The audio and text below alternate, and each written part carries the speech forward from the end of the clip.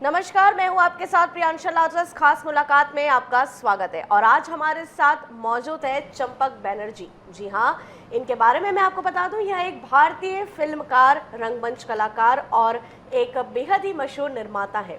मैं इनके बारे में आपको एक और बात बता दूं, उन्होंने नुक्कड़, उड़ान और भारत एक खोज, लाल पहाड़ जैसे प्रसिद्ध फिल्म और सीरियल्स में एक अच्छा खासा अभिनय किया है। तो चलिए करते हैं उनसे खास बातचीत। बहुत बहुत स्वागत है चंपक जी आपका हमारे चैनल में। Thank you Priyansha, nice interacting with you. मैं अपने दर्शकों को नमस्कार करता हूँ। छत्तीसगढ़ में आया हूँ और आज रायपुर में खास मुलाकात आपके चैनल के थ्रू से हम आगे बढ़ते हैं प्रियांशु जी। और चंपक जी, मैं सबसे पहले आपसे आपके करियर को लेकर सवाल करना चाहती हूँ कि आपने अपने करियर की शुरुआत कैसे और कहाँ से की? ये बहुत अच्छा सवाल है। And after a long gap of years, I am remembering my past. I'm born and brought up in Chhattisgarh, Raipur. Kusumtai आपके लॉ कॉलेज से मैं LLB किया हूँ। फॉर्चुनेटली LLB गोल्ड मेडलिस्ट हूँ मैं। और अपने आप को इक्विप्ड करने के बाद मैं फिल्म इंडस्ट्री में during my bachelor of science तभी से मैं जुड़ा हुआ था। और नुक्कड़ नाटक मेरी शैली थी, जहाँ मैं इंटरैक्ट करता था दर्शकों से ज़्यादा। और एक चौराहे पर आओ आओ आओ देखते हैं नुक्कड़ नाटक के थ्रू से जन जागरण के माध्यम से मेरा एक प्रयास था कि मैं अधिक से अधिक अपनी बात दर्शकों तक पहुंचा सकूं। यहाँ से मेरी शुरुआत है। Then National School of Drama, Film and Television Institute of Poona और मुंबई फिल्म इंडस्ट्री बॉलीवुड में मैं जुड़ा। और मुख्यतः मैं श्याम बेनेगल साहब के साथ भारत एक खोज जैसे सीरियल और उनकी फिल्म अंतर्नाद, मैं शबाना जी, ओमपुरी जी, उस के दौरान मैं 10 साल उनके साथ लगभग हर प्रोजेक्ट में काम किया। शुरुआती दौर पे मुझे नुक्कड़, लाइफलाइन, उड़ान, भारत एक खोज जैसे सीरियल्स मिल गए। और इट वाज दोज डेज जब जहाँ सिर्फ एक चैनल हुआ करता था, DD। और मुझे याद है जब हम कोई अच्छा प्रोग्राम टेलीकास्ट होता था तो दर्शक जब पहचानते थे और खुशी होती थी कि अपने आप को दर्शकों के बीच में, तो ये बहुत अच्छा सफ़र रहा है और ये कंटिन्यू है, एक कंटिन्यू जर्नी है। तो और बताइए आप किस सिलसिले में? अभी रिसेंट पास्ट में मैं लाल पहाड़, बोस द मिसिंग फाइल्स, ये मैंने फिल्म लिखा, डायरेक्ट किया और मैं एक इसमें मिलिट्री कमांडर का रोल किया। I have expose the missing files of Netaji Subhash Chandra Bose. Lal Pahad मुख्यतः छत्तीसगढ़, अबुझमाड़, गढ़चिरौली, दंतेवाड़ा, सुकमा और झारखंड, बिहार, जहाँ भी नक्सली बेल्ट है वहाँ पर मैं घने जंगलों में जाकर शूट किया। और उस दौरान मुझे बहुत सारी दिक्कतें हुई, लेकिन यह है कि खूबसूरत यहाँ की जो खूबसूरती है, जंगलों की जो खूबसूरती है, वो मैंने बहुत अच्छे से शूट किया है। ये फिल्म बहुत अच्छी बनी है। 120 मिनट की फीचर फिल्म है लाल पहाड़, बोस द मिसिंग फाइल्स। और मुझे लगता है कि ये बहुत जल्दी छत्तीसगढ़ और ऑल ओवर इंडिया में डिस्ट्रीब्यूटर्स अगर हमारे साथ जुड़ जाए तो as distributor, co partners, co producers हम प्रॉफिट शेयर बेसिस पे ऑल इंडिया में रिलीज़ करेंगे। और I would like to share that this film is nominated in more than 10 international film festivals across globe. ये missing files of Netaji Subhash Chandra Bose है। Indian national army की जो contribution है आज़ादी में, ब्रिटिशर्स लोगों के साथ लड़कर सुभाष चंद्र बोस जी की सेना ने किस ढंग से हमको देश को आज़ाद किया। और उसमें हम अंडमान निकोबार में घुस के उसमें हम हमारे जो राष्ट्र ध्वज फहराए गए, पहला राष्ट्र गीत गाया गया। और 1943 21 अक्टूबर को हिंदुस्तान को आज़ाद हुआ और इस आज़ाद हिंदुस्तान को 13 अंतर्राष्ट्रीय देशों ने मान्यता दी। तो ये फिल्म बहुत ही यूनिक फिल्म है, एक जंगल बेल्ट से शुरू होकर और क्लाइमैक्स में नेताजी सुभाष चंद्र बोस की मिसिंग फाइल्स खुली है। तो ये फिल्म कंप्लीट है, जिसकी डिस्ट्रीब्यूशन लेवल पे बातचीत चल रही है। और इसमें हम डिस्ट्रीब्यूटर एज को प्रोड्यूसर आ जाए तो हमारी फिल्म ऑल इंडिया और इंटरनेशनल फिल्म फेस्टिवल्स में भी रिलीज़ होकर एक अच्छा व्यवसाय करेंगे। जी चंपक जी, मेरा अगला सवाल ये है कि आपने उस दौर में काम शुरू किया है जब भारतीय टेलीविज़न अपनी पहचान बना ही रहा था। नुक्कड़ और भारत एक खोज जैसे कल्ट शो का आप हिस्सा आप रहे हैं, कैसा आपका अनुभव रहा है? इट वॉज ये एक ऐसा अनुभव था कि लर्निंग प्रोसेस से हमको प्रोफेशनल काम मिलना शुरू हो गया। आपने मेरी बचपन से इच्छा थी कि मैं ज़्यादा से ज़्यादा ऐसे लोगों के बीच जुड़ूं जहां पर मुझे बहुत अच्छे लेवल पे सीखने का मौका मिला। और मैं बहुत इंस्पायर्ड था गुरुदत्त साहब से। दर्शकों के लिए मैं बताऊं कि गुरुदत्त साहब श्याम बेनेगल के पहले कज़िन ब्रदर हैं। और मैंने गुरुदत्त साहब से तो मैं मिला नहीं था क्योंकि वो ही died at the age of 36। तो अबरार अलवी साहब थे जो मास्टर ऑफ स्क्रीन प्ले जिनको कहा जाता था। तो पृथ्वी थिएटर में जब हमारी थिएटर की रिहर्सल्स वगैरह चलती थी तो मैंने खोज कर अबरार अलवी साहब को कांटेक्ट किया और अबरार अलवी साहब ने मुझे एज असिस्टेंट रख लिया। मेरी हिंदी बहुत अच्छी थी, उनकी उर्दू बहुत अच्छी थी, तो ये एक अच्छा मौका था मेरे लिए। मैं स्क्रीन प्ले वहाँ से सीखा, राइटिंग सीखा। थिएटर में नेशनल अवार्ड का जो फ़ायदा था, मेरी अच्छी हिंदी हैंड राइटिंग बहुत अच्छी थी, तो मैं एक राइटर के तौर पर फिल्म इंडस्ट्री में प्रवेश किया। और बेसिकली मैं एज एन एक्टर था, अच्छा एक्टर था। तो आई रिमेंबर जब प्रियांशु जी मुझे एक ऐसा मौका मिला, जितेंद्र, जयप्रदा, कादर खान, गुलशन ग्रोवर के साथ मेन रोल मिला मुझे। सपनों का मंदिर मेरी पहली फीचर फिल्म थी और ये जब फिल्म रिलीज़ हुई तो मुझे याद है छत्तीसगढ़ उस वक्त मध्य प्रदेश या जुड़ा हुआ था। माने छत्तीसगढ़ अलग होने के पहले का आनंद टाकीज यहाँ पर होता था। तो आनंद टाकीज में ये फिल्म लगी, 4 हफ्ते चली। तो हम लोग गेस्ट ऑफ ऑनर थे और मेरी फिल्म यहाँ पर दिखाई गई थी। तो सपनों का मंदिर से जो करियर शुरू हुआ, लाइफलाइन, नुक्कड़, भारत एक खोज, और उसके बाद करीब 20-25 serial, television series, ad films और वेब सीरीज़ अभी सब चल रहा है। और ये एक बहुत ही अच्छा दौर है और लर्निंग प्रोसेस है, ये जर्नी कंटिन्यू हो रहा है। जी चंपक जी, एक अभिनेता से निर्माता और फिल्मकार बनने का सफ़र कैसा रहा आपका? देखिए, कैप्टन ऑफ द शिप बनने के लिए ऑन सेट मैं जब देखता था, मेरी शूटिंग ना भी हो तो मैं महेश भट्ट जी के सेट पे पहुंच जाता था, या जहां अनुपम खेर साहब की शूटिंग चलती थी वहां पहुंच जाता था। तो मैं देखता था कि वो लोग किस ढंग से काम कर रहे हैं। और खाली पर्दे नहीं, पर्दे के पीछे के जो टेक्निकल टीम, एक एक्टर जब बनता है तो उसके पीछे 100 टेक्निकल लोग उसको सपोर्ट करके पर्दे तक लाते हैं।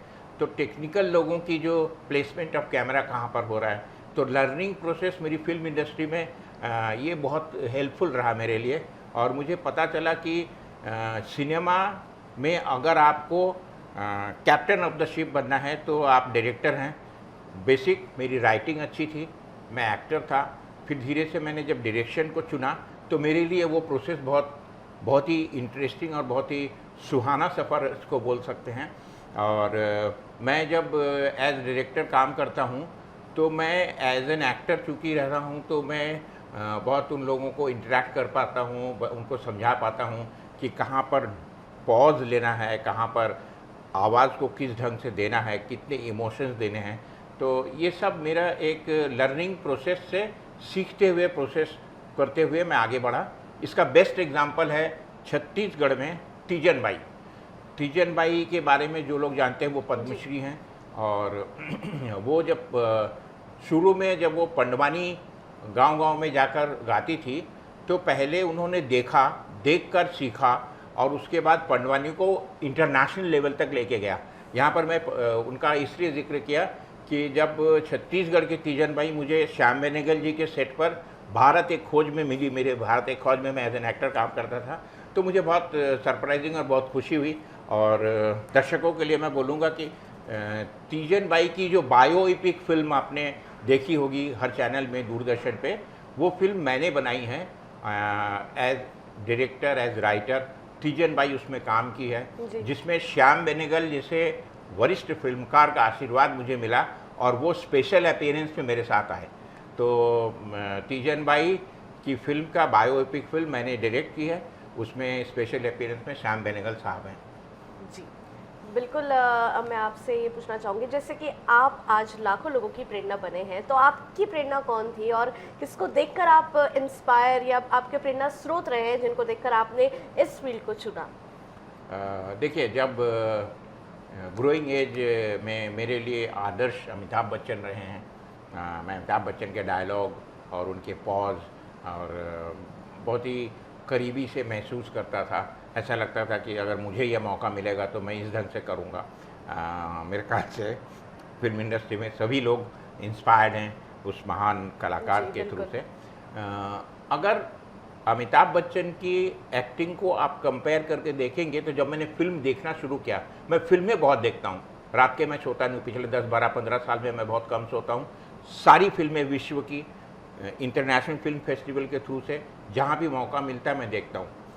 अगर बच्चन साहब की एक्टिंग को हम कंपेयर करें तो 80% बलराज साहनी की एक्टिंग, 10% गुरु अपना दिलीप कुमार साहब के ये, और स्टाइलाइज उसको अपने ढंग से किए हैं जिससे कि वो स्टार बने हैं।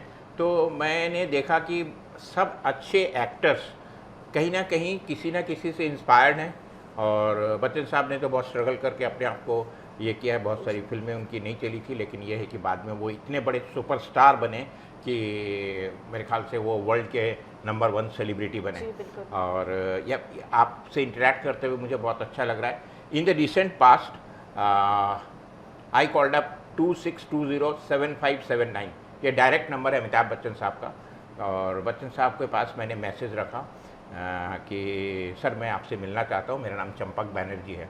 तो उनके जो PA है उन्होंने उठाया, बोले आप किस लिए मिलना चाहते हैं? मैं बोला मैंने आपके लिए एक अच्छी स्क्रिप्ट लिखी है। तो मेरा लॉ का बैकग्राउंड था, तो जजमेंट द फाइनल वर्डिक्ट, ये एक स्क्रिप्ट मैंने लिखी करीब 70 पेज की, 7 पेज में कहानी। बच्चन साहब मुझे बुलाए, प्रतीक्षा का गेट खुला, मैं उनके उसमें गए और झूला झूल रहे थे। मेरे हाथ से उन्होंने पांडुलिपि ली और पूरा स्क्रिप्ट उन्होंने 5-6 पेज पढ़ते पढ़ते बोले अरे आप खड़े क्यों, आप बैठिए। और फर्स्ट मीटिंग पे थोड़ा सा पढ़ने के बाद बोला I am doing your film. तो जजमेंट द फाइनल वर्डिक्ट एक ऐसी फीचर फिल्म है जिसे मैंने लिखा है, और ये फिल्म मैं डायरेक्ट कर रहा हूँ, और इसमें main star cast Amitabh Bachchan है। अगर छत्तीसगढ़ और ओवर इंडिया में, ये तो एक इंटरनेशनल नेशनल लेवल का चैनल है, कोई भी प्रोड्यूसर अगर आएगा तो हम ये फिल्म बहुत अच्छे लेवल पे बना सकते हैं। जी। मैंने कानून व्यवस्था की स्टडी की है, मैंने लॉ की स्टडी की है। अल्टीमेटली ब्रिटिश लॉ को हमने अडेप्ट करके हिंदुस्तान का कानून लिखा है। हिंदुस्तान का कानून अपना कुछ भी नहीं है, जो बुक्स आज़ादी के बाद इन लोग छोड़ के गए थे उसी को हमने अडेप्ट करके हिंदुस्तान का कानून बना दिया है। तो बहुत सारे ऐसे लूप होल्स है कानून में, उसके ऊपर ये फिल्म है। अगर मैं बोलूं कि जजमेंट द फाइनल वर्डिक्ट अगर जिस हिसाब से लिखी गई है, मेन रोल अमिताभ बच्चन साहब का है, तो एक बहुत ही कमर्शियली वायबल फिल्म रहेगी, और आने वाले वक्त में ये बहुत बिल्कुल। जल्दी फिल्म बनेगी। बिल्कुल। चंपक जी, आपके हाल ही में किए गए प्रोजेक्ट्स के बारे में हमें बताइए और दर्शकों को। ये बहुत अच्छा सवाल है प्रियांशु जी। लाल पहाड़ बोझ the missing files ready feature film है, 122 मिनट की फिल्म है। ये कृतिका घोष एडिटर है इसकी फिल्म की, और टेक्निकल क्रू में करीब 60 लोग इसमें हैं। अलग अलग शेड्यूल में ये फिल्म बनी है, 6 शेड्यूल में ये फिल्म बनी है, बहुत ही मेहनत से बनी है। मेरे ख्याल से एशिया का सेकंड लार्जेस्ट फॉरेस्ट बेल्ट मैंने शूट किया है।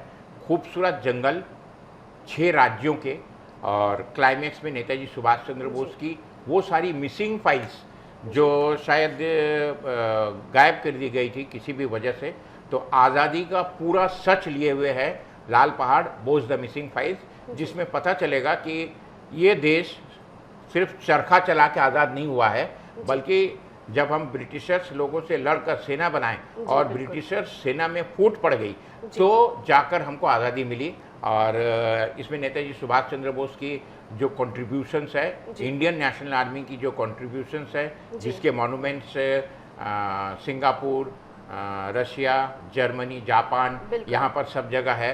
तो वो सारी मिसिंग फाइल्स जहाँ पर से मैंने वो फाइल्स खोल दी है under Right to Information Act, और ये बहुत ही डिबेटेबल फिल्म है। मैं ये चाहता हूँ कि मेरी ये फिल्म जल्दी से जल्दी दर्शकों तक पहुँचे, जिसके लिए मुझे को प्रोड्यूसर्स एज डिस्ट्रीब्यूटर्स चाहिए।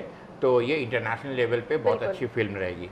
जी बिल्कुल, बहुत बहुत धन्यवाद चंपक जी, आपका हमारे साथ अपने खास अनुभवों को साझा करने का। ये थे हमारे साथ मशहूर अभिनेता, फिल्म मेकर चंपक बैनर्जी, जिनसे हमने सुना और जाना उनके फिल्मी करियर के बारे में और बहुत सारी बातें उनसे आज पता करके हमें बहुत अच्छा लगा।